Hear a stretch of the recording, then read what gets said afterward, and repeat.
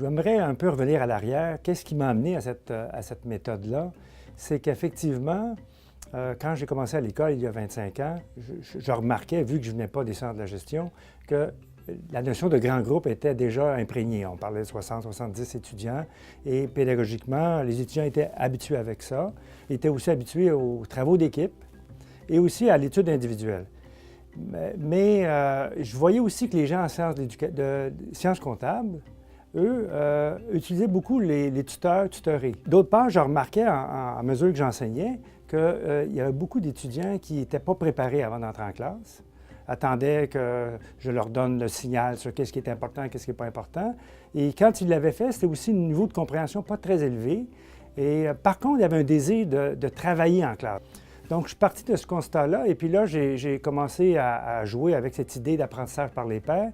Puis j'ai développé au fil des années un peu comme 3 stratégies ou 3 scénarios possibles pour essayer de faire de l'apprentissage par les pairs. La première, c'est que j'ai étudié un peu cette idée des sciences comptables, qu'un étudiant enseigne à un autre étudiant une partie de la matière. Donc, on était plus dans l'enseignement par les pairs. Par la suite, j'ai raffiné un peu ma stratégie pour aller vers l'apprentissage par les pairs. Et l'apprentissage par les pairs, là, c'était une partie, un et l'autre s'enseignaient mutuellement une partie de la matière. Et ça, déjà, c'était un peu plus difficile parce qu'il fallait que le niveau soit égal entre les 2 étudiants. Et la troisième que j'ai utilisée, qui est aussi encore plus difficile, c'est l'évaluation par les pairs. C'est qu'on donnait une grille de correction aux étudiants pour évaluer la copie d'un étudiant, son voisin, et il devait expliciter ses critères et son choix de correction. J'ai ajouté au fil des années, c'est plutôt cette idée de ce qu'on appelle, les Américains appellent le one-minute paper.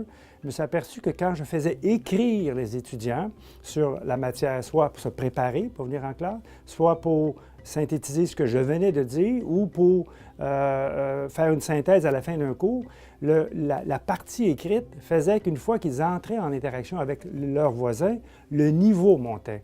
J'essayais aussi avec des technologies, comment je pouvais, avec les technologies, faire l'apprentissage par les pairs. J'ai utilisé le journal de bord, j'ai utilisé les forums. Le journal de bord ressemble à un one-minute paper, donc le niveau de préparation était supérieur pour le travail en équipe de 2, alors que le journal de bord, le forum plutôt, c'était des discussions d'impression entre eux et ça ne faisait pas une rétention. J'ai vu rapidement qu'il y avait des impacts intéressants chez les étudiants. Le premier impact, à mon avis, est au niveau cognitif, c'est que je trouvais qu'il dépassait le côté mémorisation pour aller un peu plus vers un début d'analyse et de synthèse. Au niveau affectif, il y avait beaucoup un certain engagement de la part des étudiants sur la tâche parce que, comme je disais tantôt, ces étudiants-là sont intéressés à faire quelque chose. Et ça, déjà, ça les engageait, puis ils les aidait à persévérer. Puis le troisième niveau, c'est que ça montait par après le niveau d'interaction dans le grand groupe. Et ça, j'ai trouvé ça aussi intéressant. Donc, les études de cas, les discussions en classe sur l'actualité, on voyait qu'il y avait déjà quelque chose de plus. Évidemment, j'ai vu des limites dans ça parce qu'il n'y a pas de méthode parfaite et je ne fais pas que ça. C'est plutôt un arsenal d'outils et ça, l'apprentissage par les pairs est pour moi un avantage. Dans les limites, c'était effectivement, il y a des fois où je demandais aux étudiants de noter avec un chiffre ou une lettre, les feuilles d'évaluation. Et là, il y avait plutôt une discussion sur pourquoi tu m'as donné telle note ou telle autre note. Donc, on voyait que les étudiants ne donnaient pas à son compère le droit de donner une note, parce qu'à l'école, on note tout. Et là, on s'est aperçu que donner la rétroaction, c'était suffisant. Et non pas noter parce qu'il y a une connotation de « t'es bon ou t'es pas bon ». Et ça entachait le dispositif.